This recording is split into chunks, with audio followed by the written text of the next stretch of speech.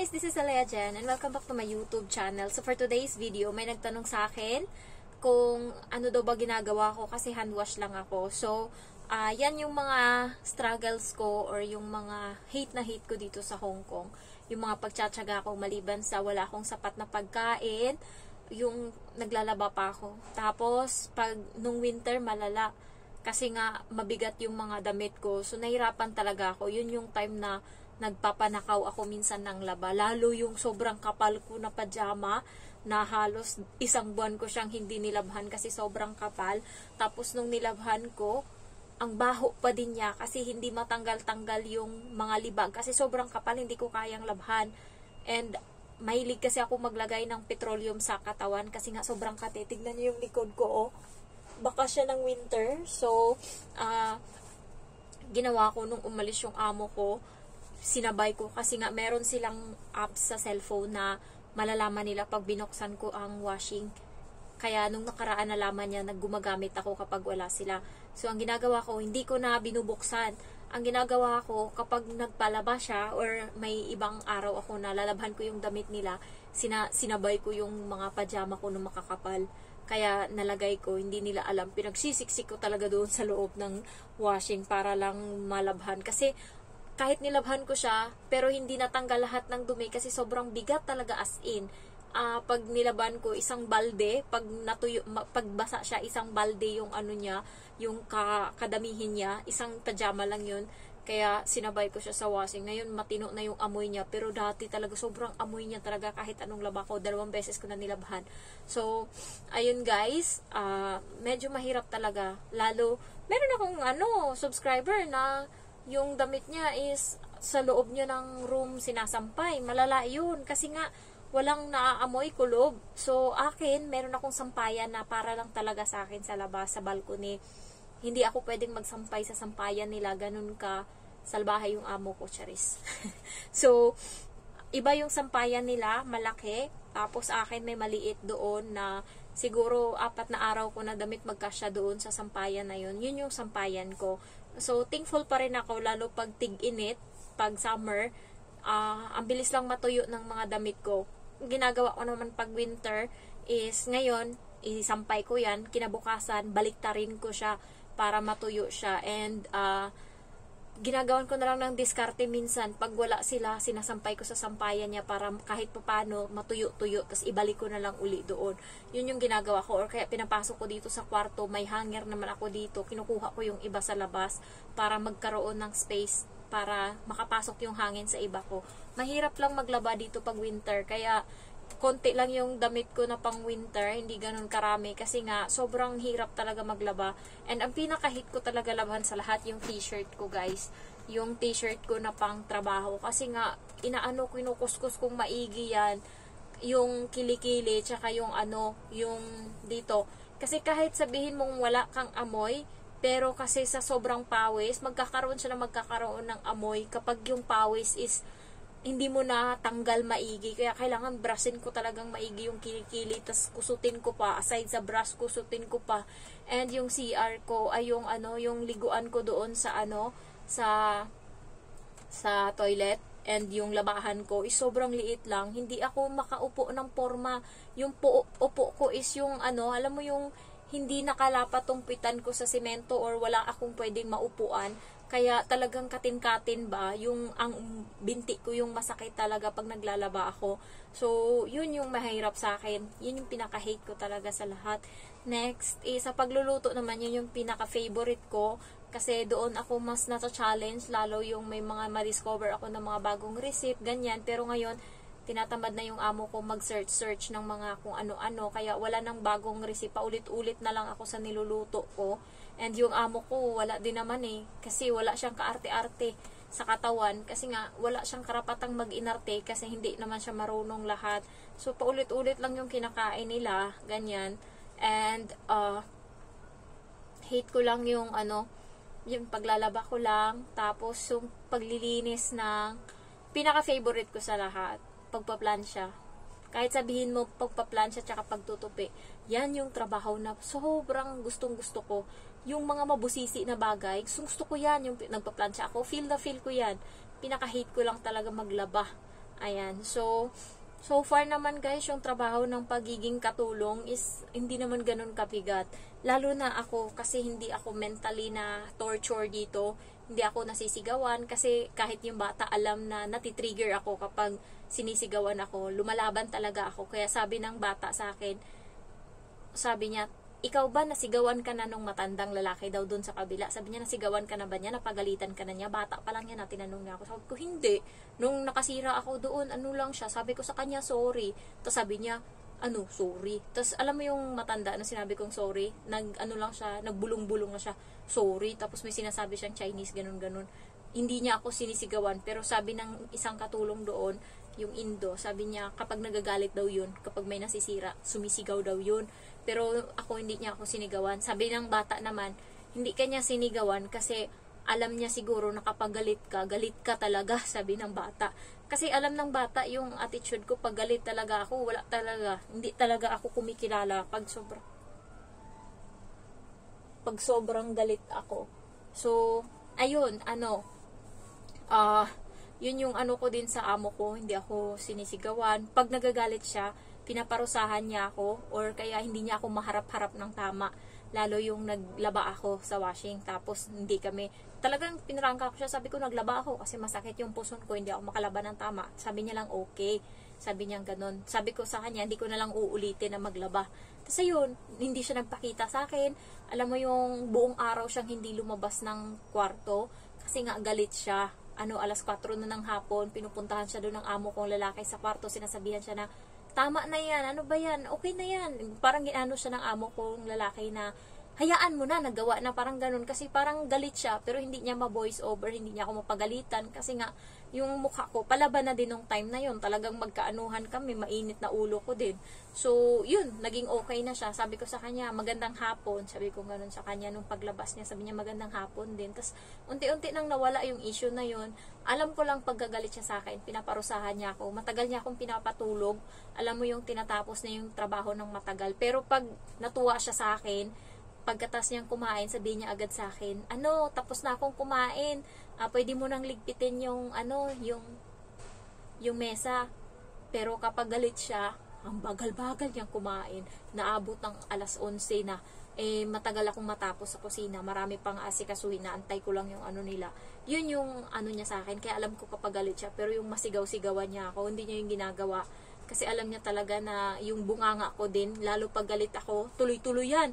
Lalo nung nagalit ako sa bata, talagang naanuhan ko yung bata. Sabi ko talaga sa bata, harap mismo ng CCTV. Sabi ko gano'n sa bata nung sobrang galit ako. Ano ba ginawa ko sa'yo? Talagang yung boses ko ganito. Ano ba ginawa ko sa'yo? Sa English. Sabi ko gano'n. Ginawan ba kita ng mali? Bakit mo ako ginaganto? Sabi ko, pag ganto ka ng ganto, bakit ako magtitiis dito? Uwi akong Pilipinas. Sabi ko, ganda-ganda ng buhay ko doon. Talagang nag-knock-knock ako. Kasi, alam mo yung tumae siya. Tapos, alam niya na tatae siya. Nagsuot siya ng gloves. Gloves na na pang-hiking. Yung talagang niya, gamit niya. So, kailangan kong laban yun. And, pinuno niya yun ng tae sa puwitan niya. Hindi ko pa, pagtanggal ko ng diaper, syempre may mga naiwan dong tae. Kinamot niya yun. Ano pa lang siya nun? Maglilimang taong gulang. Kinamot niya yun. Di syempre yung tae, sa gloves niya.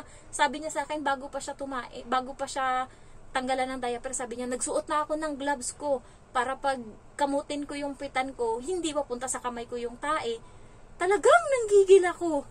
Sabi kong ganun sa kanya, ano ba ginawa ko? Talagang sumigaw talaga, dalawa lang kami dito sa bahay.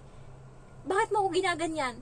Pagkaganto ka ng ganto, uwi akong Pilipinas, ba't ako magtitiis dito? Ang gara-gara ng buhay ko doon. Talagang ganun, tuloy-tuloy.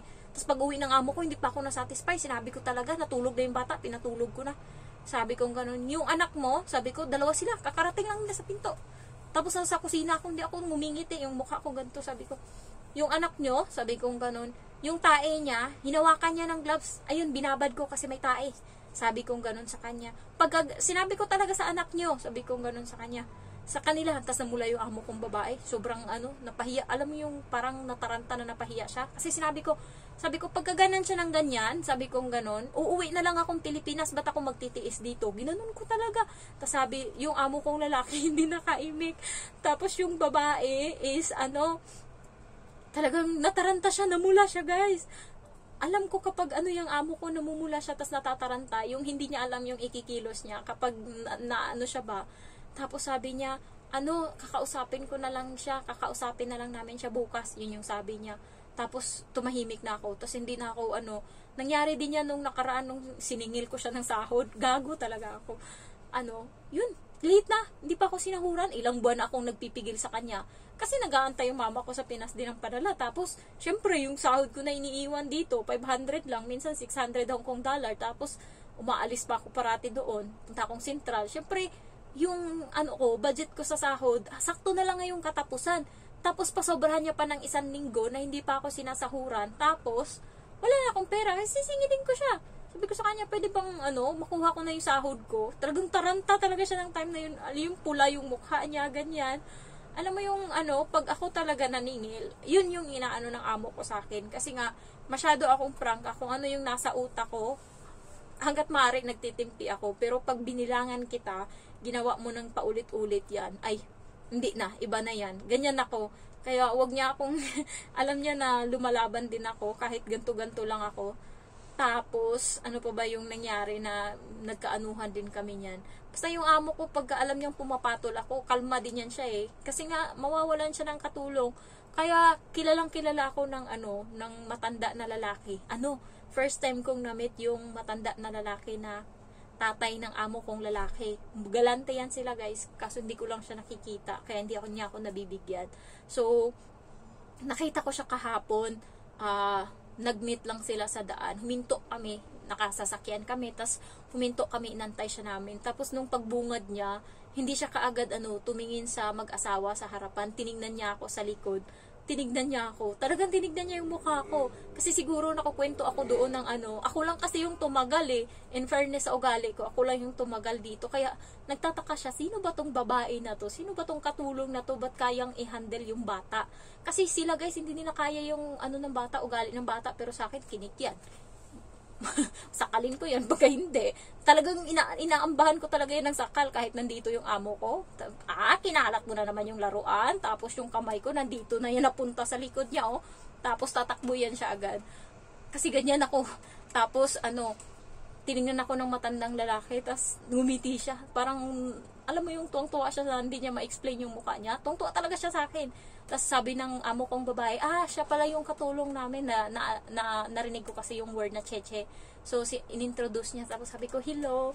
Tapos, ayun, nag-usap sila ang tagal. Na-board na yung bata. Biglang ngayon yung bata o nag-tantrums. Nagsisigaw-sigaw yung bata. Tumatawa siyang malakas. So, sinasaway ng tatay. Tapos, parang 3 ulit na niyang ginawa hanggang sa napiko na yung tatay. Kasi kausap pa nga niya yung matanda na lalaki sa labas ng kotse namin. Tapos, biglang sumigaw yung tatay, pinagalitan yung bata, tapos suminto yung bata, tumahimik, tapos nagpipigil ng luha dito. Tapos yung nanay, iba ugali, kaya namimihasa yung bata. Sinaway na, binigyan niya kaagad ng candy, tapos sabi niya, wala na, tama na. Tapos tinignan siya ng matanda na lalaki. Parang sinasabi, ganito niya pinapalaki yung bata, inaano niya. Parang naano yung tapos pinagalitan niya pa yung lalaki na tama na kasi, wag mo na yung anuhin yung bata, ginaganon niya ba sa harap ng tapos ang mali pa ng amo kong ng babae, pinagalitan ng tatay, tama yung tatay, tapos inalis niya yung bata kagabi kasi ayaw niyang masabo na naman ng bata. Lumabas sila, tapos sinabi niya sa bata na wala kang kasalanan, kahit kasalanan ng bata, sinabi niya sa bata, wala kang kasalanan, okay lang yun, wala kang kasalanan, hindi ka dapat maganyan, hindi ka dapat umiyak, ganyan. Nagulat ako nung naligo kami, sabi ko, ba't ka umiiyak? Bakit parang ikaw pa yung biktima? Sabi ko sa bata, ikaw nga yung may kasalanan kung bakit ka napagalitan, sumigaw ka. Sabi ng bata sa akin, sabi ni mami, hindi daw ako may kasalanan. Nagulat ako, anong klaseng nanay ito? Tarantado, tinutolerate. Inaayos na nga ng tatay yung ugali ng bata, kanya naman, inaano niya, binabaluktot niya. Sabi ko, kasalanan mo. Ilang beses na tayong sinaway. Sinabi kong ganun sa kanya. Sabi niya, sige, may kasalanan na ako konti. Yung nanay din, tinutolerate. So, kahapon, hindi na makontrol nila. Ako na sumaway sa bata. Sabi ko, tama na yan, tahimik na. Sabi ko, may magagawa ka ba, kakaiyak mo? Tapos nakinig lang sa akin yung nanay. Tapos yung tatay. Tapos yung matanda sa labas, nakatingin sa akin kung paano ko i-handle yung bata. Kasi nga, nung nagpaalam na yung matanda, so pinuntahan yung pinto ng bintana ng bata. Kasi paalam siya doon, nagwala na yung bata, sumigaw na, tapos nagtatakip na siya ng tenga, na parang galit na galit siya sa tatay, na nagtantrums na talaga siya, na hindi mo na siya mapigil na sabi ko sa kanya, ano ba yan? Sabi ko, tama na yan. Tapos sinaway ko, tumigil yung bata. Tapos yung matandang lalaki, parang nasya kung paano ko patigilin yung bata ba. Yung nanay kasi, iba. Pareho lang naman silang dalawa. Wala kang pili sa kanilang dalawa. Pag yung nanay nagalit sa bata, yung tatay naman, parang tarantado din. Aaluin yung bata kahit kasalanan. Ganon din yung nanay. Pagka pinagalitan ng tatay, yung nanay naman, yung magtatakip kaya yung bata, abnormal yung ugali. Ako lang yung nagpapatino dyan eh. Kung hindi ka magtino-tino sa akin, ayusin mo yung ugali mo, kaiwanan kita dito, kumain ka parati ng kanin dyan, ula mo parati yung baboy na nilagay sa oven. Yan, ulamin mo yan araw-araw. Ginaganyan ko talaga yung bata, tinatakot ko. Kasi pag ako nandito, marami siyang ulam, iba-iba. Tapos nasasarapan siya. Pero pag wala ako, ikaw, kainin mo lahat yan dyan. Ikaw nakakain yan, tignan ko lang. Hanap ka ng katulong, na kaya mo. Sabi kong ganun sa kanya. Tahimik yung bata. Kasi sa ko siya guys, binabanata ng galit. Sa daan, pag sinusundo ko siya. Kaya hindi ako masigaw-sigawan yan kasi tinatandaan ko yan. Sigawan mo ko ngayong umaga. Manda ka sa akin mamayang hapon ha. Ako magsundo sa'yo. Manda ka sa daan kay award kita hanggang umuwi. Umiyak ka talaga sa daan sa akin. Ginaganon ko talaga yan. Kaya hindi na yan siya nagano. Thankful ako kasi kahit papaano yung bata sobrang bait sa akin. Tignan mo, dinikita niya yung pinto ko ng ginawa niya. So, ganun niya yan ako kamahal. Ako lang yung may ganyan. So, ayun lang guys. Thank you for watching and I love you all. Bye-bye.